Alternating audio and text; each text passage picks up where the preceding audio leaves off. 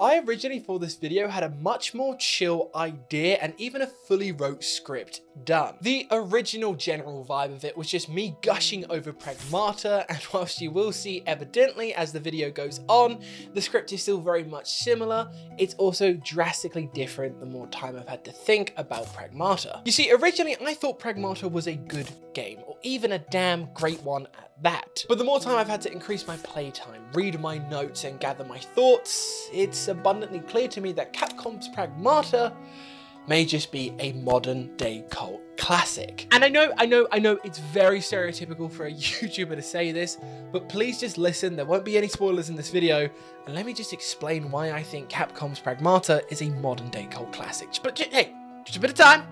And let me explain. You see, Pragmata is a very special game because before it even released, it had a hell of a development, or so the research suggests. Originally starting development back in 2018, Pragmata was actually supposed to be released in 2022, thanks to just a wild trailer Capcom dropped.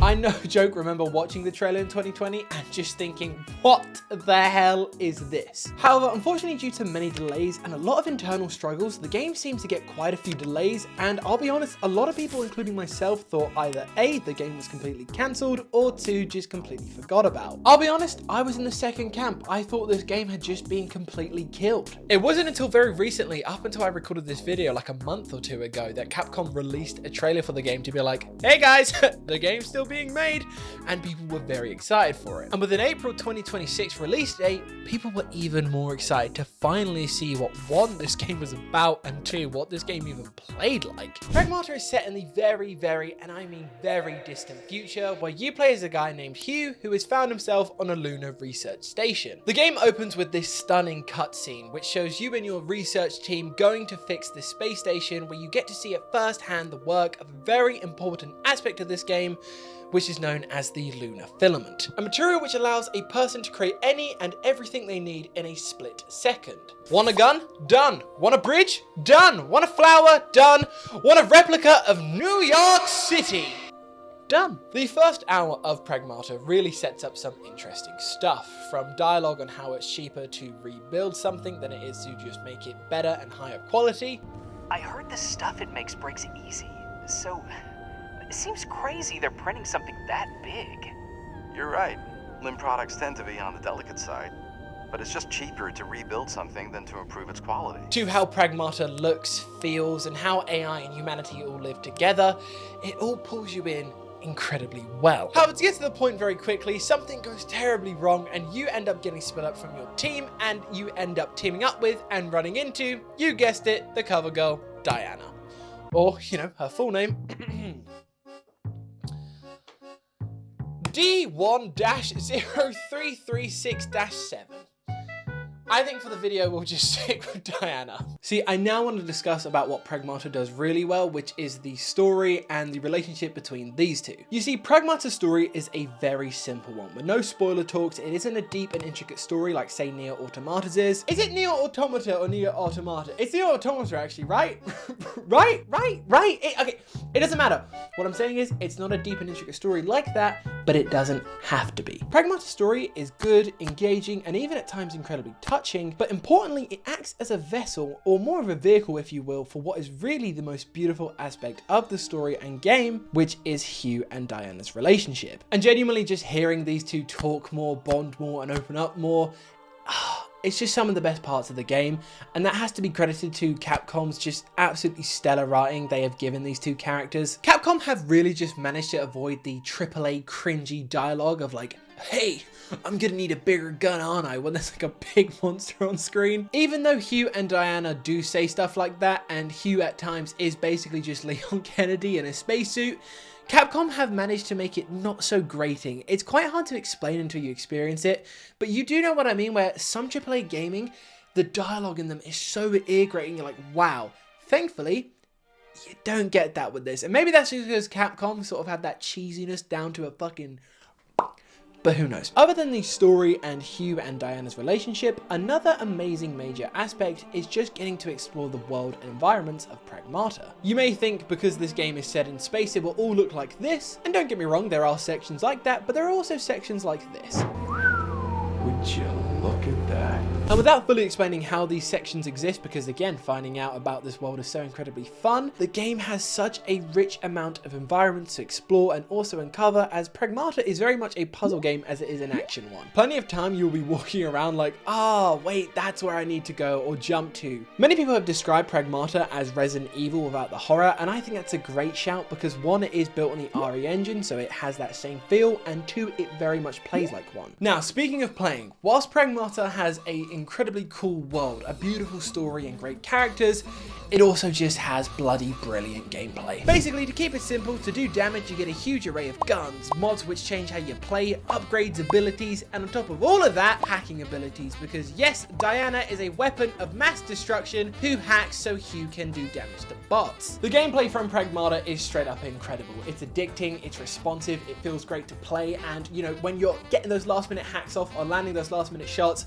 you find yourself doing body movements like you're Hugh from the game, so you know the game is doing something right. If my action game hasn't got me ducking and weaving and dodging in real life, I don't fucking want it. There is such a wide array of weapons, mods, abilities. Honestly, I all found it a bit overwhelming and wild, and I will also say that I didn't really think the mods were that insane. I kind of just stuck with my basic day one mods, but look, hey, I might have just been an idiot and brute forced my way through. I did change like one, which gave me a HP increase at the end.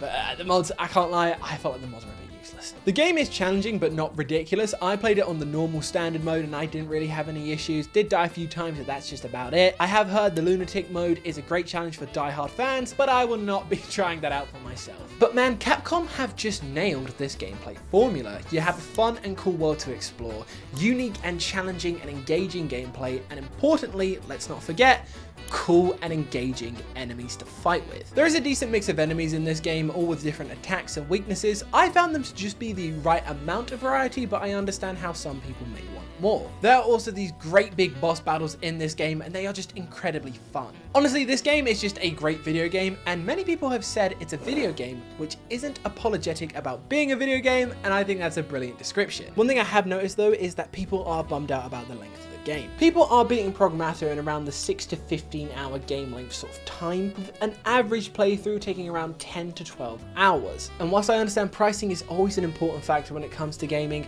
I think in a few years this will be an irrelevant factor, because I know it's priced like a AAA game and you're only getting like 6 to 15 hours, but trust me, in a few years this will be irrelevant because it'll go on sale or the game will just go down in price. You know, there's a lot of reasons this won't be important in a few years, and look, you know, just wait.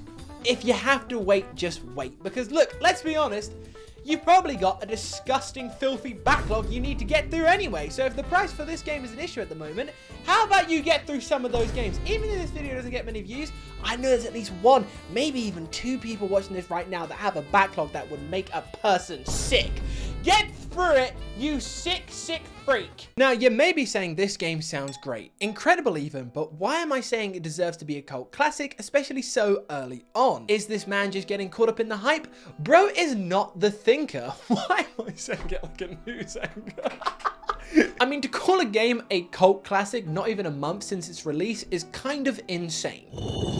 Go away, this video is not about you! But Pragmata is special for a few reasons. Firstly, just straight up, it's an incredible game. I mean, just look at the audience and critic scores, and it's done so well as of recording, Capcom may even turn it into a full series. Furthermore, Capcom have just taken a huge risk in the AAA space when it's currently not a great time to be doing so. And they've managed to make something new, brilliant, and unique, and not something just awful and terrible like so many other big games from big companies. But aside from all of that, what Pragmata does, other than just deliver an incredible story, Capcom have delivered an incredibly thought-provoking piece of media and art with Pragmata, with how AI and humans interact with each other, potentially in the future. There is a great dialogue exchange between Hugh and Diana, where Diana asks Hugh if she has a soul and what it essentially even means to have a soul. And Hugh responds no, she isn't human, which of course Diana is visibly saddened by and even asks Hugh where she can find one. However, as the game progresses and Hugh and Diana get a better bond, they learn learn more about each other and Diana learns more about what it means to be human,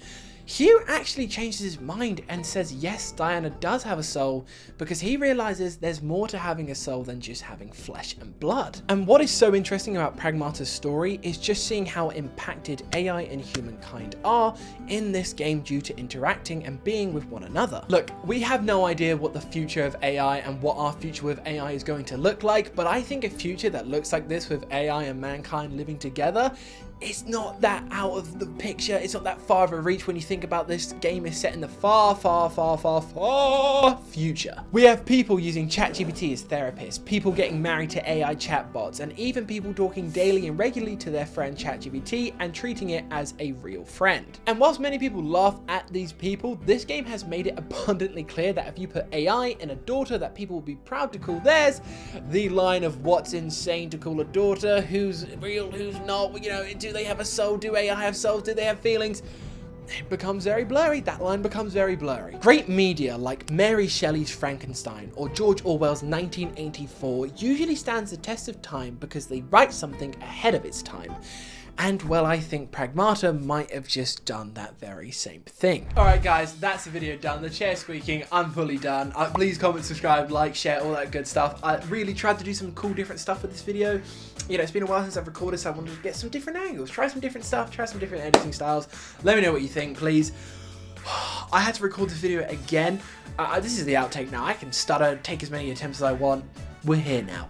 I had to record this video again because for some reason my audio got picked up on the camera instead of this. I originally had a much more chill idea and even a fully wrote script for this video. That was a nightmare, but hey, 2 hours later, we're here. Apologize for the sweat as well. We're getting to summer and with studio lights on, it's not the biggest room as well. You can't see, you don't need to see, but it's, yeah, I mean, maybe at some point we'll get a tour. But yeah, it's hot. We've got the recording done. I need to go to bed.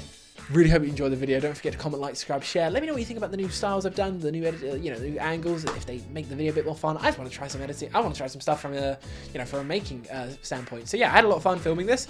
Hopefully we have fun editing this. Fingers crossed. Right, much love, guys. Have a good rest of your day, good rest of your week. Much love.